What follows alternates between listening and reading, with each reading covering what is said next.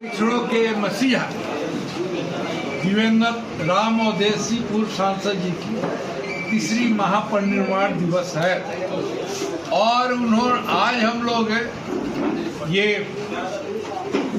उनके पुण्यतिथि के अवसर पर उन्होंने जो समाज के लिए किया और खास करके मंडल आयोग का निर्माण करा करके अमली जामा पहुंचाया, इसके लिए और जो हमारे उद्धारक हैं चौकीदार दफ्तर को 11 रुपये से लेकर के जो दिन दशा में परिवर्तन किया गया, आज जो आश्रितों की बहाली का समस्या था उनके कृपा से ये सुविधा हमको मिल रही थी और आज जो है माननीय उच्च न्यायालय के द्वारा उस पर कुछ प्रश्न चिन्ह लगा दिए गए, उसको समाप्त कर दिए गए। इस विषय पर हम लोगों ने परिचर्चा किया। हमारे जो है नेता हैं बिहार राज्य दफादार चौकीदार पंचायत के जो अन्नदाता और भाग विधाता हमारे चौकीदारों का, इनका आज तीसरी महापरिनिर्वाण दिवस है, यानी पुण्यतिथि हम लोग मना रहे हैं उनकी तीसरी। और उसी पे जो है एक संगोष्ठी का जो है आयोजन किया था, क्योंकि ये जो है चौकीदारी प्रथा ये अंग्रेज के शासन से ही जो है बहुत पहले से चलते आ रहा है। 1000 वर्ष पूर्व से ही जो है यह चौकीदारी प्रथा चलते आ रही है और यह जो है अभी तक काम है। ये जो है 90 में जो है सरकार जो है सरकारीकरण किया और उसके बाद जो है उनके आश्रितों की जो है जब रिटायर होने के बाद उनके आश्रितों की बहाली होने लगी और सरकार जो है यह कानून बनाई थी कि जो चौकीदार रिटायर करेंगे 90 से पहले जिनकी बहाली है और वो जो रिटायर करेंगे तो उनके आश्रित को अब्बास स्वरूप एक बार जो है उनके आश्रित को नौकरी दी जाएगी। तो यह सिलसिला जो है 2004 तक चला। 11/11/2004 में जो है ये कानून जो है बना और उसको जो है यह 20/12/95 में जो है चिट्ठी निर्गत हुई थी कि जो चौकीदार रिटायर हो रहे हैं उनके आश्रित को जो है अब्बास स्वरूप नौकरी दी जाएगी। और 11/11/2004 में पुनः जो है फिर जो है एक चिट्ठी सरकार का निकला और उसमें जो है निर्गत तिथि से खारिज कर दिया गया। उस वक्त भी जो हमारे साथी थे 4 साल 5 साल जो नौकरी कर लिए थे उनको भी सरकार बैठा दी थी। 11/11/2004 में यही जो हुआ था, जो आज जो समय देखने को हम लोग को मिल रहा है उस समय पहले भी हुआ था। तो उस समय जो है हम लोग बहुत संघर्ष किए थे, हम लोग जो है रोड पे बहुत आंदोलन किए और सरकार हमारी बात को नहीं मान रही थी, चूँकि जो है वो निर्गत तिथि से खारिज कर दी थी। तो 11/20/95 की जो चिट्ठी निर्गत हुई थी 11/11/2004 में उसी चिट्ठी को जो है निर्गत तिथि से जो है उसको खारिज की। उसके आलोक में हमारे बहुत सारे साथी जो है रोड पे आ गए, जो 4 साल नौकरी किए, 5 साल नौकरी किए, 6 साल नौकरी कर लिए थे और रोड पे आ गए, उनकी नौकरी समाप्त हो गई थी।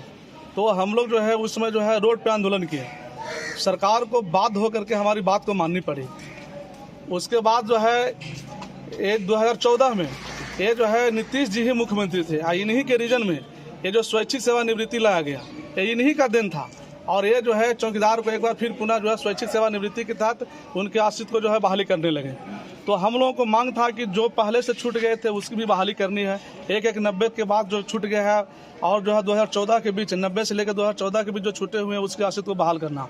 और दूसरी है कि ये जो है 25 फरवरी 2023 को ये जो है हाई कोर्ट का एक निर्देश आता है और उसमें जो है स्वैच्छिक सेवानिवृत्ति जो बहाली हो रही थी इसको जो है वह बंद कर दिए, उसके आलोक में बहाली बंद हो गई। तो हम लोग सरकार से यह मांग कर रहे हैं कि जो कानून आप बनाए, जो उस समय भी मुख्यमंत्री नीतीश कुमार जी ही थे जो 2014 में नियमावली दिए, नया नियमावली ला करके चौकीदार के आश्रित की बहाली करने लगे और इनके शासनकाल में ही हाई कोर्ट द्वारा जो है समाप्त कर दिया गया है। तो हम लोग इनसे आग्रह कर रहे हैं, विनती कर रहे हैं कि बारों आग्रह कर रहे हैं कि आप जो है विधानसभा में अध्यादेश जारी कीजिए, नया अध्यादेश ला करके आप पुनः फिर से जो है कानून बना करके विधानसभा में पास करा करके और जो चौकीदार के आश्रित हैं उनको बहाल कीजिए। और जो पूर्व में भी चौकीदार जो रह गए हैं, जो रिटायर कर गए, उनकी आश्रित को बहाली नहीं हुई है, उनकी आश्रित को भी जो है बहाल किया जाए। ये सरकार से हमारी यही मांग है। ऐसे कितने चौकी 90 से लेकर के 2014 के बीच जो छूट गए थे लगभग जो है 4 से 5 हजार आदमी थे जिनकी बहाली नहीं हुई थी, जो सेवानिवृत्त होने के बाद उनकी आश्रित की बहाली होनी थी और प्रशासनिक चूक के चलते नहीं हुई है। सरकार का आदेश था कि सबको बहाल करना है, मगर जिला स्तर पे जो है बड़े पैमाने पे जो है ये लापरवाही, घोर लापरवाही सो कही है, उसके वजह से जो हमारे साथी जो अब तक जो है उनकी नौकरी नहीं हो पाई है। सरकार उस वक्त जो है हम लोग से वार्ता हुई थी, तो सरकार से जो वार्ता हुई थी तो उसमें जो आश्वासन मिला था कि आप लोगों का जो मांग है उसको जो है हम देखते हैं, उसको भरसक प्रयास कर रहे हैं कि जो हमसे होगा संभवतः आप वो करेंगे, यही बात हुई थी। अगर सरकार हमारी बात को नहीं मानती है तो सरकार को भी यह अंदाजा है कि चौकीदार की ताकत क्या है। चौकीदार के ताकत को अच्छे से जानते हैं। और जब मुंह की रोटी जब छिना जाएगी तो फिर हम लोग क्या करेंगे?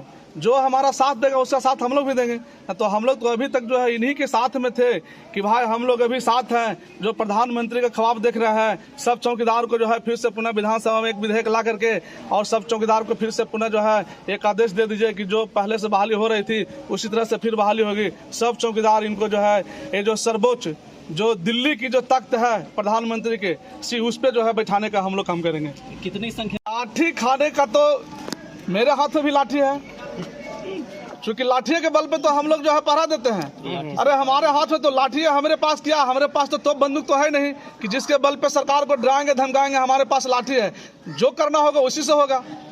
यानी आप लोग भी तैयार हैं? एकदम तैयार रहेंगे। जब रोजी रोटी चली जाएगी तो क्या करेगा आदमी? तो उसको बात होकर के आना ही पड़ेगा ना। रोड पे तो आंदोलन हो गई। अगर सरकार लाठी चलाएगी तो बार हम लोग खाएंगे, लाठी खाएंगे। अगर सरकार की मंशा होगी कि चौकीदार को लाठी मारेंगे तो लाठी भी खाने को तैयार है, परंतु अपनी मांग को तो जरूर पूरा कराएंगे और पीछे हटने वाले नहीं हैं।